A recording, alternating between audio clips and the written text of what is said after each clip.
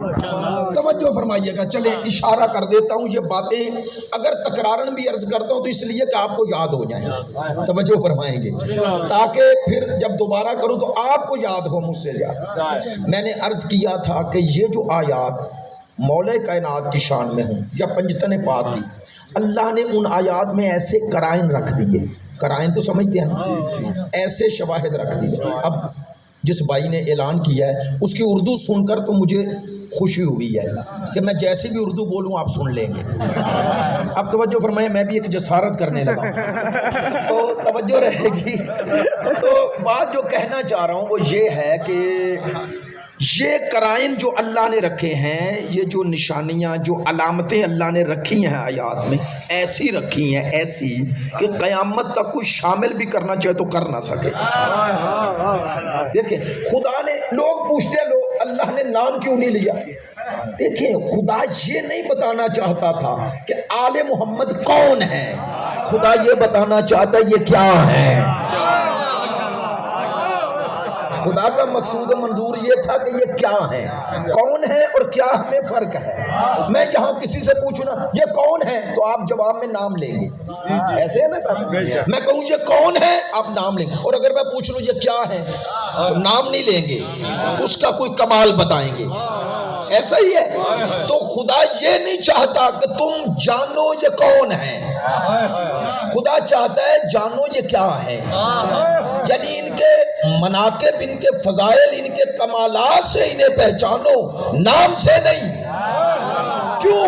چونکہ ہم نام بننا آسان ہے، اہل کمال بننا مشکل ہے.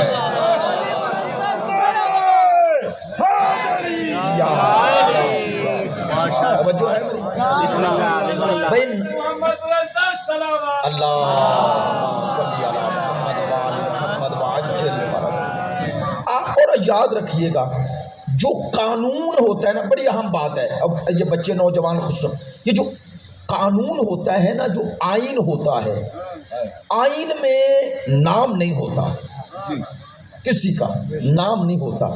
منصب کے تقاضے اور منصب کے لیے کیا چاہیے وہ ذکر ہوتا ہے. منصب ذکر ہوتا ہے، صاحب منصب نہیں.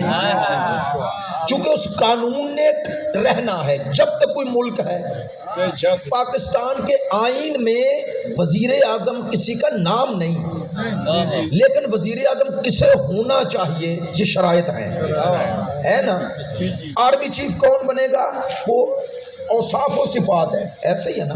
تو یہ کیوں ہوتا ہے؟ چونکہ آئین نے رہنا ہے. آئین میں کلی قوانین ذکر ہوتے ہیں تاکہ ہر زمانے میں منطبق ہوتے رہیں. توجہ نہیں ہوئی. قرآن کتاب آئین ہے اور قیامت تک رہنا ہے. لہذا پروردگار نے اپنے نمائندوں کے اوصاف بتائے ہیں، نام نہیں بتائے، تاکہ ہر دور کے نمائندے پہ وہ صفات منطبق ہو جائیں. توجہ ہے؟ بہت شکریہ.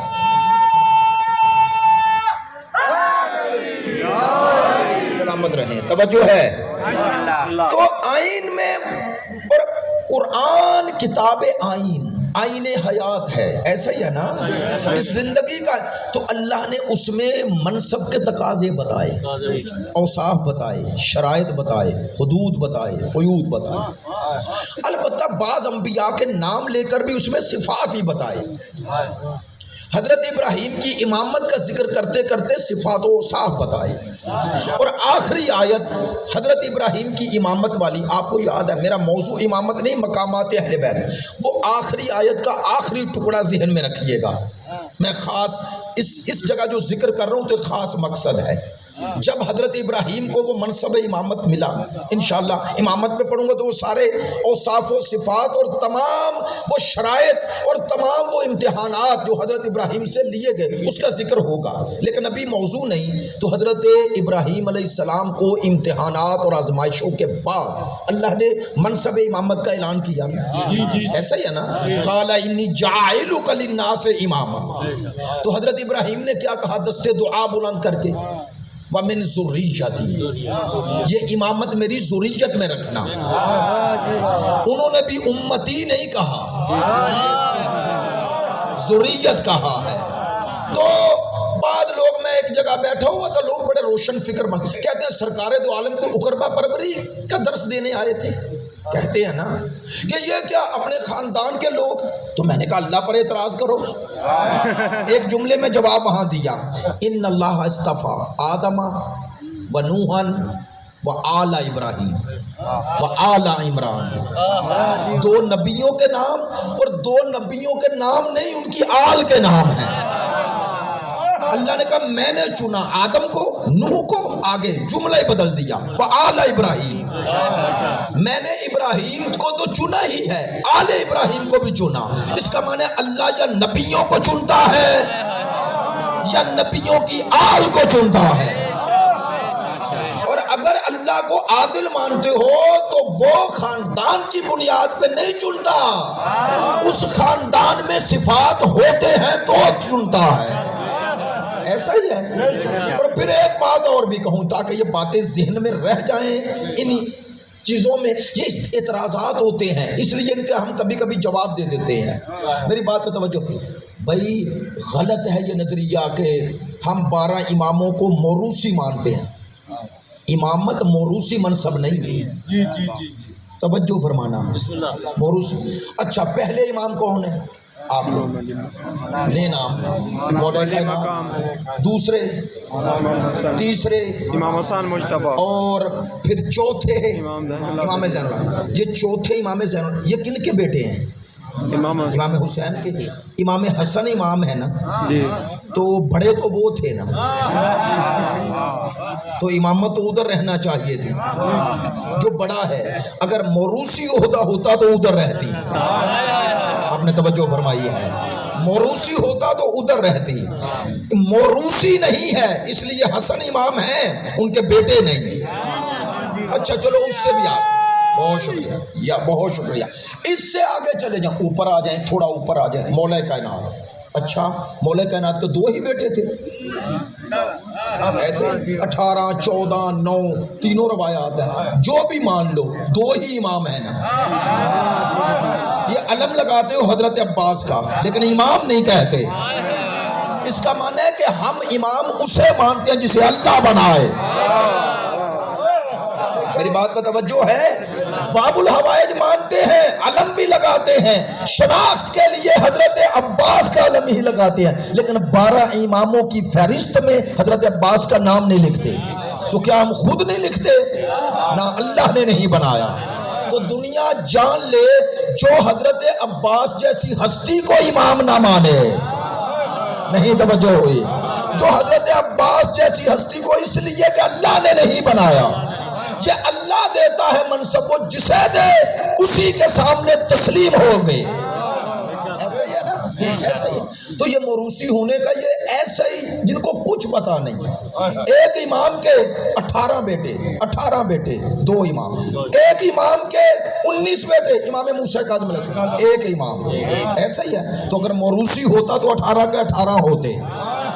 اس کا معنی یہ موروثی منصب نہیں. لیکن اللہ کی ایک حکمت ہے کہ ایک ایسے خاندان میں جہاں صفات و اوصاف وراثت کی شکل میں آگے منتقل ہوں، لیکن وہ وراثت ایسی نہیں جیسی ہماری ہے. وہ وراثت جو اللہ رکھتا ہے ان اوصاف و صفات میں، جس کا آپ اظہار اپنی زیارات میں کرتے ہیں کہ سلام ہو آپ پر، آپ پاکیزہ صلبوں میں اور طاہر رحم میں رہے ہیں. تو اللہ یہ ظرف ایسے چنتا ہے، اپنا منصب جہاں رکھتا ہے اس ظرف کو بھی پاک رکھتا ہے.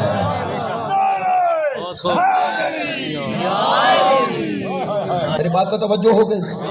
چلے آج چونکہ باتیں اس تناظر میں ہو رہی ہیں اور انشاءاللہ آپ کو یہ زیادہ یاد رہے گا، اس لیے 4 دن میں نے بہت مشکل باتیں کی آپ کے ساتھ، لیکن چاہتا ہوں تھوڑا سادہ لفظوں میں اپنا موضوع سمیٹ لوں. اور 5 دن کا خلاصہ مقامات اہل بیت. ہم اہل بیت کو امام مانتے ہیں. تو جب حضرت ابراہیم علیہ السلام کو اللہ نے قالا انی جاعلک للناس امامن کہا تو انہوں نے عرض کی قالا ومن ذریتی، یا اللہ یہ امامت میری ذریت میں رکھنا۔ اللہ نے کیا کہا؟ لو بھائی پھر میرے دعوے کی دلیل آ گئی، میرے دعوے کی کہ امامت موروثی عہدہ نہیں۔ ہاں اللہ نے کہا قالا لا ینالو عہد الظالمین، تیری ذریت میں بھی وہ امام نہیں بنے گا جو ظالم ہوگا۔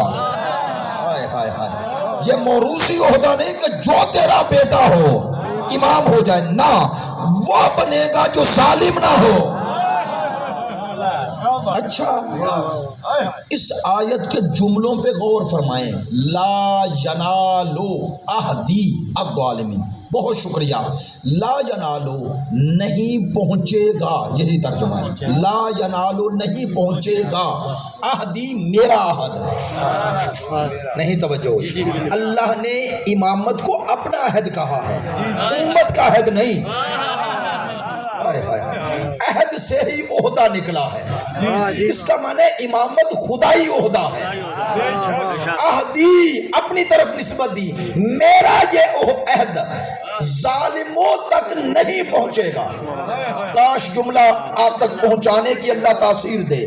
دیکھو قرآن کے ان آیات کی نزاکت اور نفاست اور لطافت دیکھیں کہ ادھر سے کہا جا رہا ہے، ادھر سے خدا کہہ رہا ہے یہ عہد میرا ہے جو ظالموں کو نہیں پہنچے گا۔ تردید ادھر سے ہو رہی ہے نا، ادھر سے نہیں، ادھر سے نہیں۔ اس کا معنی امامت کو اتنا بلند رکھا کہ یہ نہیں پہنچے گا، یعنی اللہ کہتا ہے میں منصب امامت کو نیچے نہیں لاتا۔ یہ نہیں کہا جا رہا کہ ظالم اسے حاصل کرنے کی کوشش نہیں کرے گا۔ خدا کہتا ہر دور میں ظالم کی کوشش ہوگی کہ امام بن جاؤ۔ اللہ کہتا ہے میں نے امامت کو اتنا بلند منصب رکھا ہے اور بلند مقام پہ رکھا ہے کہ ظالم کوشش کر کے بھی اسے پا نہیں سکتا۔ سلامت رہے، توجہ فرمائیے گا، توجہ فرمائیے گا۔ جو جملہ جو نتیجہ دینا چاہ رہا ہوں، اب یہ نوجوان بزرگان توجہ فرمائیں۔ اللہ کہہ رہا ہے میرا یہ عہد ظالموں کو نہیں پہنچے گا، تو امام ظالم ہوگا؟ اچھا ظالم سے کیا مراد ہے؟ دو آیتیں پڑھتا ہوں، دو آیات صرف، تاکہ آپ کی خدمت میں اس ظالم کا معنی واضح ہو جائے۔ ایک آیت خدا فرماتا ہے ان الشرک لظلم عظیم، شرک ظلم عظیم ہے، سب سے بڑا ظلم اللہ نے کہا شرک ہے۔ اب آیت سے آیت ملاؤ، پروردگار نے فرمایا شرک سب سے بڑا ظلم، اور امامت ظالموں کو نہیں پہنچے گی۔ اس کا معنی ظالم امام نہیں ہو، اور ظلم کا سب سے بڑا مصداق اللہ کی نظر میں شرک۔ تو جملہ ایسے بدل دوں نا، اس کا معنی مشرک امام نہیں ہو سکتا۔ نہیں توجہ نہیں ہوئی، نہیں توجہ فرمائیں، توجہ۔ جب حضرت ابراہیم منصب امامت ذریت کے لیے مانگ رہے تھے، اللہ نے کہا ظالموں کو یہ منصب نہیں ملے گا۔ تو چار قسمیں بنتی ہیں، چار قسمیں۔ ایک وہ جو اول عمر سے لے کر آخر عمر تک پوری حیات ظالم رہا، مشرک رہا، ایسا ہی ہے۔ دوسرا وہ جو پہلے مشرک نہیں تھا، موحد تھا، پھر مرتد ہو گیا۔ تیسرا وہ جو پہلی عمر میں مشرک رہا، آخر عمر میں مسلمان ہو گیا۔ چوتھا وہ جس نے ایک لمحہ بھی شرک نہیں کیا۔ بتائیں دو قسمیں، جو اول سے آخر مشرک رہا اور جو شرک پہ مر رہا ہے۔ حضرت ابراہیم علیہ السلام ان کے لیے منصب امامت مانگ سکتے ہیں؟ بولے نا، سوال بھی کر سکتے ہیں؟ نہیں نا۔ تو یہ دو قسمیں تو خود بخود خارج ہو گئی، بعد میں دو قسمیں بچی۔ ایک وہ جس کی اول عمر شرک میں گزری ہے، دوسرا وہ جس نے ایک لمحہ شرک نہیں کیا۔ تو اللہ کس کی تردید کر رہا ہے؟ آج بات پہنچے، وہ جس کے ماضی میں شرک رہ چکا ہے۔ بات تو میں نے کہہ دی ہے، اس کا معنی جس کے ماضی میں ایک دن بھی شرک رہا ہو امام نہیں ہو سکتا۔ جب ایک دن والا نہیں ہو سکتا تو کئی سالوں شرک میں رہنے والا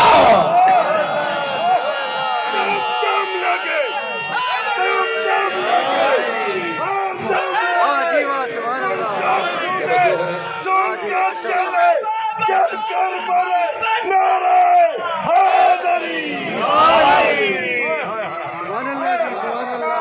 اللہ، جزاک اللہ، جزاک اللہ، سلامت رہیں۔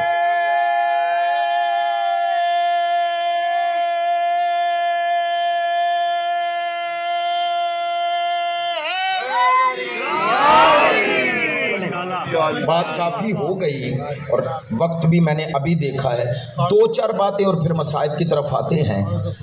اور میں چاہتا تھا کہ آج درود پاک کی حقیقت کے حوالے سے اور یہ بھی چاہ رہا تھا کہ جو 5 دنوں میں کہہ نہیں سکا اسے ایک ایک جملے میں کہہ کے ایک موضوع کو اس انداز میں آپ تک پہنچاؤں کہ مقامات اہل بیت کا معنی کیا ہے۔ اچھا چلیں، الحمدللہ آپ تک یہ بات پہنچی۔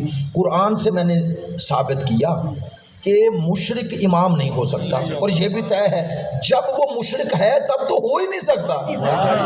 تردید ماضی کے شرک کی ہے، جس کے ماضی میں شرک ہے وہ مسلمان ہو جائے ہو گیا، مسلمان ہو گیا، مومن بھی ہو سکتا ہے، مواحد بھی ہو سکتا ہے، جنتی بھی ہو سکتا ہے، قطب ہو سکتا ہے، ابدال ہو سکتا ہے، ولی بن سکتا ہے، امام نہیں ہو سکتا، امام نہیں ہو سکتا، امام نہیں ہو سکتا۔ اس کا معنی ہے امام وہ ہوگا جس نے ایک لمحہ بھی شرک نہ کیا ہو۔ لو ہم کیوں کہیں، جائیں اور کسی بھی مسلمان سے کہیں کہ حضرت ابو بکر رضی اللہ عنہ، آپ یوں کہیں حضرت ابو بکر کرم اللہ وجہہ، وہ کہے گا غلط کہا ہے۔ میں کوئی توہین نہیں کر رہا، میں نے نام جان بوجھ کے لیا، احترام سے لیا اور تنزن نہیں لیا، حقیقتاً لیا۔ آپ کسی اہل سنت سے کسی ہستی کا خلفاء میں باقی 3 ہستیوں کا نام لیں اور کرم اللہ وجہہ کہیں، وہ کہے گا نہیں کہہ سکتے۔ علی کا نام لیں تو یہ کرم اللہ وجہہ کا کیا معنی ہے؟ اللہ نے ان کے چہرے پہ کرم، تو کیا کرم کیا تھا؟ بھائی ان کے نظریے کے مطابق کہ بتوں کے سامنے جھکنے نہیں، اس طرح نہیں، وہ کہتے جھکنے نہیں دیا، اس کا معنی اللہ نے نہیں جھکنے دیا۔ تو جب اللہ خصوصی عنایت سے کسی کو جھکنے نہ دے تو اس کا معنی اللہ کی خصوصی نظر ہے۔ بھائی بات تو ایک ہی ہے نا، جو پڑھ رہا ہے کہتا ہے اللہ نے علی کے چہرے کو بتوں کے سامنے نہ جھکنے دیا، تو کیوں نہ جھکنے دیا؟ اس کا معنی اللہ کی نظر میں علی کا مقام امت سے الگ ہے، علی کی شان چاہیے ہے، علی کی شان چاہیے ہے، علی اسماعیلائی ہے، ہر ایک میزان پہ تولا، زبان کے ساتھ دل بولا، علی والا، علی والا، علی والا، حیدری۔ آپ متوجہ ہیں انشاءاللہ؟ متوجہ ہیں میرے ساتھ؟ بہت شکریہ، متوجہ ہے انشاءاللہ۔ دیکھیں کرم اللہ وجہہ، اس کا ترجمہ یہ ہے کرم اللہ، اس کا فاعل خدا ہے، اللہ نے کرم کیا، وجہہ یعنی علی کے چہرے پر، او سے مراد مولا علی، تو علی کے چہرے پہ کرم اللہ نے کیا، اس کا معنی اللہ نے جھکنے نہ دیا۔ تو اللہ نے کیوں نہ جھکنے دیا؟ معذرت چاہتا ہوں، کیوں؟ اس کا معنی خصوصی عنایت تھی۔ اب ایک تو ترجمہ یہ ہے، دوسرا یہ ہے جو آپ نے کیا کہ جھکے نہیں۔ تو آپ اپنے گھروں میں بعض اوقات دیکھا ہوگا نا، جو کام والدین کرتے ہیں نا بچوں کو سکھانا نہیں پڑتا۔ بات تو میں نے کہہ دی ہے، سکھانا نہیں پڑتا، وہ سیکھ لیتے ہیں۔ جو بار بار کام ہو بچہ زیادہ متوجہ ہوتا، ایسا ہی ہے۔ لو یہ کہنے والوں نے تو سمجھا بھی نہیں، علی کے دشمن کی سمجھ میں آتا نہیں، کہنے لگے علی کو اللہ نے، ایک معنی یہ ہے کہ علی جھکا ہی نہیں، تو اگر علی کے گھر میں بت پرستی ہوتی، میری بات میں توجہ ہو گئی ہے؟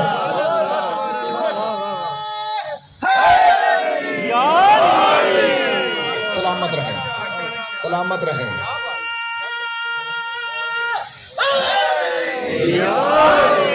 میری بات پہ توجہ ہوئی ہے؟ بھائی ایک معنی میں تو مولا علی کی فضیلت تھوڑی مان رہے ہیں، اس کی مان رہے ہیں جس کی وجہ سے علی نہیں جھکا۔ تو نہ باپ جھکا نہ بیٹا جھکا، ایسا ہی ہے نا. تو اسی لیے آپ کو یاد ہوگا میں نے جب 3 مجالس یہاں پڑھی تھی فیز 5 میں اکثر مومن، وہاں میں نے عرض کیا تھا پچھلے سال یا اس سے بھی کہ یہ جو سورہ برات ہے نا، اس کی 5 پہلی آیات، 5 آیات یہ مولا علی لے کے گئے تھے. کہاں؟ مکے میں. 9 ہجری تک، اب وقت نہیں صرف اشارے کر رہا ہوں، 9 ہجری تک یہ مشرکین مکہ حدود حرم میں آ جاتے تھے. حدود حرم میں یعنی کعبے کے قریب 9 ہجری تک، 9 ہجری تک آ جاتے تھے، اور آ کر وہیں پر تجارت کرتے تھے جو بھی ہے. تو اللہ نے سورہ برات یعنی سورہ توبہ بھی جسے کہتے ہیں، اس کی پہلی 9 آیات کا موضوع یہ ہے کہ ان سے معاہدہ بھی توڑے اور انہیں 2 آپشن دے، یا اسلام قبول کرنے اور رہیں، یا 4 ماہ کی مہلت ہے، یہ حدود حرم چھوڑ دیں. جملہ کہہ رہا ہوں ممبر سے، کیوں چھوڑ دیں؟ اللہ نے کہا یہ بت پرست ہے، حالانکہ بت تو ٹوٹ گئے تھے. اللہ نے کہا بت پرست میری زمین پر رہے اور میرے حدود حرم میں رہے، مجھے گوارا نہیں. کاش بات پہنچے. شرک اللہ کو اتنا ناپسند ہے، میں نے جملہ کہہ دیا ہے، شرک اللہ کو اتنا ناپسند ہے، اتنا ناپسند ہے. اللہ نے کہا حدود حرم میں نہ رہیں، باہر نکل جائیں. اب اسے آپ جو بھی کہیں، قرآن کہہ رہا ہے، ہم قرآن کے اس فیصلے کو مانتے ہیں، چونکہ شرک کرنے والا اس ذات کا شریک قرار دیتا ہے جس کا کوئی ہے ہی نہیں، اس لیے شرک ظلم عظیم ہے. لیکن سننا، مولا کائنات 9 ہجری میں یہ حکم آیا، اور سرکار دو عالم نے سارا واقعہ چھوڑ رہا ہوں، اس میں بھی فضیلت مولا ہے لیکن نہیں پڑھ رہا.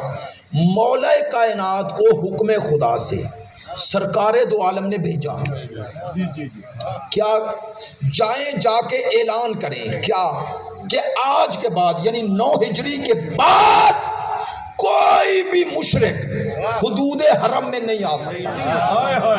لو وہ دن اور آج کا دن یہ لکھا ہوا ہے، یہ بورڈ لکھا ہوا ہے ماشاءاللہ. اکثر حاجی عمرہ کرنے والے جاتے ہو جدہ سے، لکھا ہوا نظر آتا ہے یا نہیں کہ اس سے آگے غیر مسلم کا داخلہ ممنوع ہے، لکھا ہے نا. تو یہ بورڈ ابو طالب کے بیٹے نے لگوایا ہے.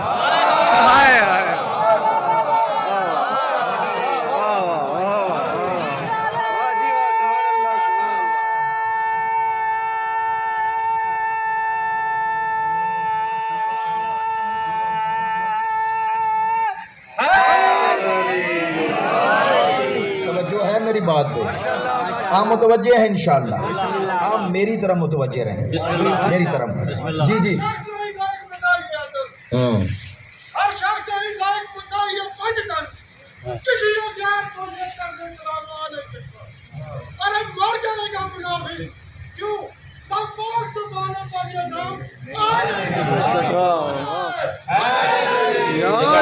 سلامت رہے. دیکھیں یہ بورڈ جو لگا کہ غیر مسلم یعنی مشرک کا داخلہ ممنوع، وہ حدود حرم میں حکم شریعت ہے نا بھائی، آیا قرآن میں، پہنچایا علی نے، ایسا ہی ہے.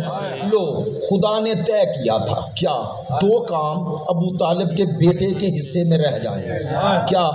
ایک کعبے سے بت بھی علی نکالے، دوسرا حدود حرم سے بت پرست بھی علی نکالے.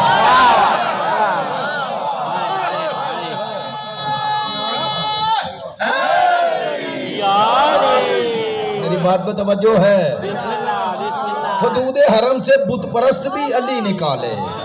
ہاں اسی لیے اب ایک جملہ کہتا ہوں، یہ جو بت بنائے تھے، بت اثر بت اندر ہوتا ہے بنانے والے کے، یہ تو علامت ہوتی ہے.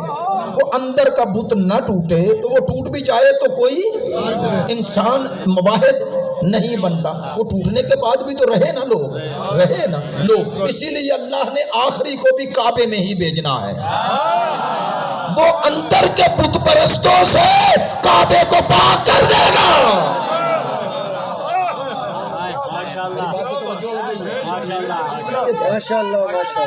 اللہ صلی علی محمد وعلی محمد. اچھا یہ بات میں نے کیوں کی، یہ بات کیوں کی؟ کرم اللہ وجہہ، کرم اللہ وجہہ، ذہن میں ہے نا؟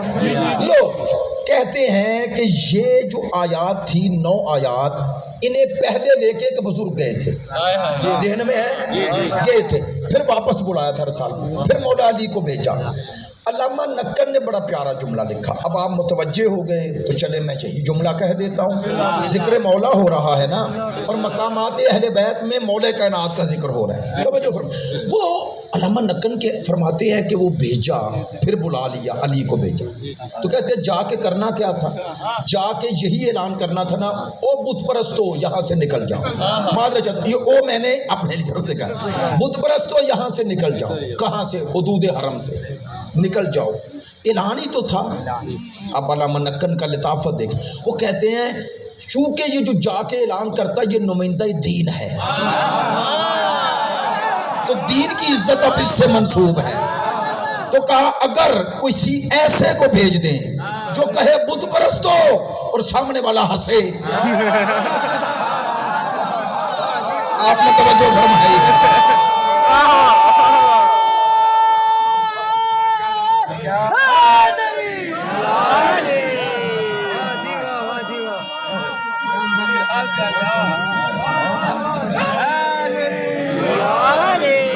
سلامت رہیں،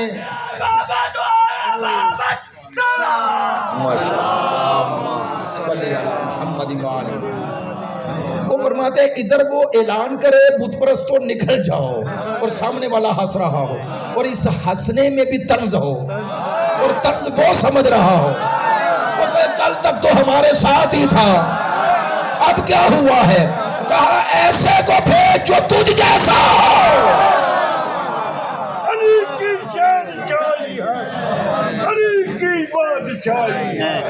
علی اس پہ الہی ہے، ہر ایک میزان پہ تولا، تمہیں کے ساتھ دل والا، علی والا، علی والا۔ سلامت رہے، سلامت رہے۔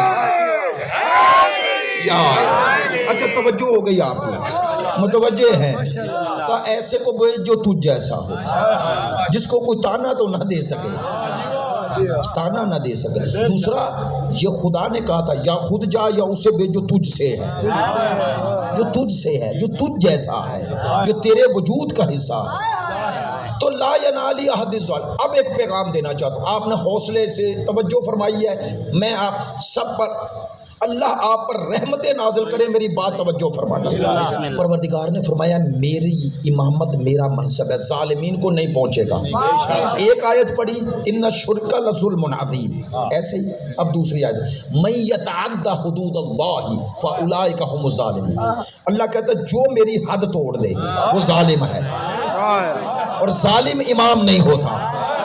اس کا معنی امام وہی ہوگا جو کبھی اللہ کی حد نہ توڑے، سوچے بھی نہیں، جو اللہ کی حدود کو توڑنے کا نہ سوچے وہ صرف معصوم ہوتا ہے۔ بات میں توجہ ہو گئی؟ متوجہ ہو گئے؟ ماشاءاللہ مجلس میں اکثریت میں نوجوان ہیں، اس لیے مجھے خوشی ہے، توجہ فرمائیں۔ یہ بات عرض کرنا چاہ رہا ہوں، تو یہ 2 آیات پڑھی، اس سے ثابت ہوا نا ظالم امام نہیں ہوتا۔ جب اللہ ظالم کو امام نہیں بناتا تو جسے امام بنائے وہ ظالم کی بیعت کیسے کرے گا؟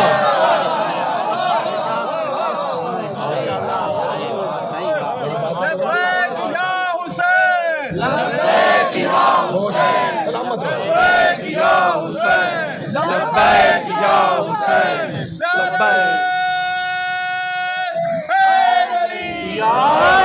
میری بات پہ توجہ ہو گئی؟ بھائی اگر وہ معصوم وہی ظالم کے سامنے جھک جائے تو ظالم کا مقابلہ کون کرے؟ اور اللہ کا منشا یہ ہے کہ ظلم ختم ہو، خدا چاہتا ہے دنیا میں ظلم ختم ہو۔ اگر اللہ کی یہ مشیت یہ منشا نہ ہوتی کہ ظلم ختم ہو تو عادل کو پردہ غیبت میں نہ رکھتا۔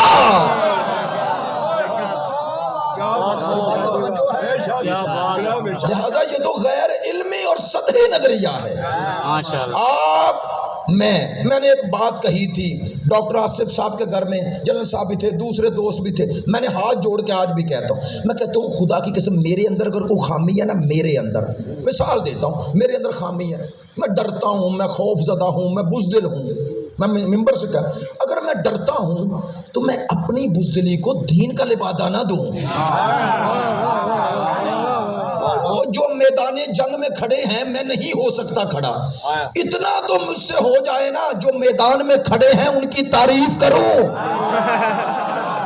ان کی تردید نہ کروں۔ جو بہادر سے نفرت کرے وہ بزدل ہوتا ہے۔ میری بات پہ توجہ ہے، میں ممبر سے کہہ رہا ہوں، ہمیں فخر ہے ان پر جو آج کی عصر کربلا میں آج کے یزیدیوں کے سامنے کھڑے ہیں۔ لبیک یا حسین، لبیک یا حسین، لبیک یا حسین، لبیک یا حسین، اس لیے کہہ رہا ہوں، لبیک یا حسین۔ جزاک اللہ، اس لیے کہہ رہا ہوں یہ آج کی عصر کربلا میں اس ظلم کے دور میں یہی تو ہیں جنہوں نے چراغ عدل جلائے ہیں، جنہوں نے دنیا کو بتایا ہے حسین کے ماننے والا کون ہے، جنہوں نے تشیع کا سر فخر سے بلند کیا۔ عجیب ہے بھئی دشمن ان کی وجہ سے دشمن شرمندہ ہو رہا ہے، مخالف حامی ہو رہا ہے، اور تشیع کی طرف لوگ آ رہے ہیں، اور یہ ایسے دور میں ایسے دلائل دے رہے ہیں، معذرت چاہتا ہوں، یہ تاریخ کا ستم رہا ہے، ایسے ہی نہیں کہہ رہا بھائی یزید کی بیعت کرنے والوں سے سوال کوئی نہیں کرتا تم نے کیوں کی، جو حسین میدان میں آیا اسی کے بارے میں پوچھتے وہ کیوں آیا۔ مولانا مودودی کا یہ جملہ تو یاد ہوگا نا، لاہور میں تفہیمات ان کی کتاب ہے، اس میں درج ہے، ان سے کسی نے پوچھا محرم کے ایام تھے، ان کے اپنے جماعتی نے یعنی جماعت اسلامی کے بندے کہ امام حسین کے قیام کے بارے میں کہیں انہوں نے قیام کیوں کیا، انہوں نے کہا کتنے بیوقوف انسان ہو، جو میدان میں کھڑا ہے اس کو پوچھ رہے ہو۔ اس نے کہا بھائی جو میدان میں آ گیا اس نے تو حق ادا کر دیا، یہ نہ پوچھو حسین نے یزید کی بیعت کیوں نہیں کی، یہ پوچھو جب حسین نے نہیں کی تو باقیوں نے کیوں کی۔ میری بات پہ توجہ ہے؟ لا ینال عہد اللہ ظالم کو امام نہیں بناتا، تو امام ظالم کے سامنے جھک جائے گا، یہ کیسے ہو سکتا ہے؟ یہ تقاضۂ عدل کے بھی خلاف ہے، یہ اس کی امامت کی مشیت کے بھی خلاف ہے، منشا کے بھی خلاف ہے۔ لیکن سمجھو آل محمد کا مبارزہ مجاہدت دو طرح کی تھی، دو، یا تلوار سے یا کردار سے۔ ہاں میں کہتا ہوں ممبر سے کربلا 61 ہجری کی اور امام صادق کی دونوں کربلا میں کھڑے ہیں، فرق روش میں ہے۔ امام حسین کی کربلا تلوار سے تھی، شہادت سے تھی، امام نے وہ کربلا برپا کی۔ امام صادق کی کربلا یہ تھی کہ وہ دین محمدی جو مٹ رہا ہے اسے زندہ کر دو، یہ تھا۔ آج اگر ہمارے پاس قال الصادق قال الباقر ہے تو اسی وجہ سے، تو مقصد شہادت حسین کیا تھا؟ دین کی بقا، دین کو بچانا۔ تو کس دین کو بچانا؟ بنو امیہ کے، بنو عباس کے؟ نا، دین خالص کو، ثقلین کو۔ کاش میرا جملہ پڑھ۔ تو ہر امام نے اپنے دور میں اسی پیام ثقلین کو زندہ رکھا، اور انہوں نے منفی مبارزہ کیا، منفی مبارزہ۔ ایک ہے مثبت، وہ ہے تلوار سے، ایک ہے منفی مبارزہ، وہ کیا؟ تلوار نہیں چل رہی، لیکن روش ایسی اپناؤ کہ دنیا کو پتا چل جائے یہ اس کی حمایت نہیں کر رہی۔ کاش بات پہنچے، حمایت میں نہیں۔ کیا آپ وہ روایات بھول گئے؟ صفوان نام ہے، صفوان، میرے ساتویں امام کا صحابی صفوان، جمال انہیں اس لیے کہتے ہیں کہ اونٹ کرائے پہ دیتے تھے۔ پتہ ہے ہارون الرشید کو اونٹ دیے، ہارون الرشید کو اونٹ دیے حج کے پر جانے کے لیے۔ صفوان امام سے ملنے آئے، امام نے نہ خوشی کا اظہار کیا، نہ پسندیدگی کا اظہار کیا۔ کہنے لگے یا رسول اللہ میرے امام ہیں، مجھے حکم فرمائیں۔ امام نے فرمایا تجھے میں بڑی خوبیاں ہیں، یہ ایک خامی ہے۔ کیا؟ کہا تو نے ہارون الرشید کو اونٹ دیے؟ اب سنیے، صفوان نے کہا مولا حج کرنے گیا ہے، حج کرنے گیا۔ امام نے فرمایا سن، پہلی تو بات ہے جو ہمیں چھوڑ دے اس کا حج جانا کیسا؟ دوسرا فرمایا بتاؤ تو نے اسے اونٹ جو دیے ہیں تیرے دل میں یہ خواہش ہے یا نہیں کہ وہ اونٹ واپس آئیں؟ کہتا مولا چاہتا، تو کہا اونٹ واپس کب آئیں گے، کیسے آئیں گے؟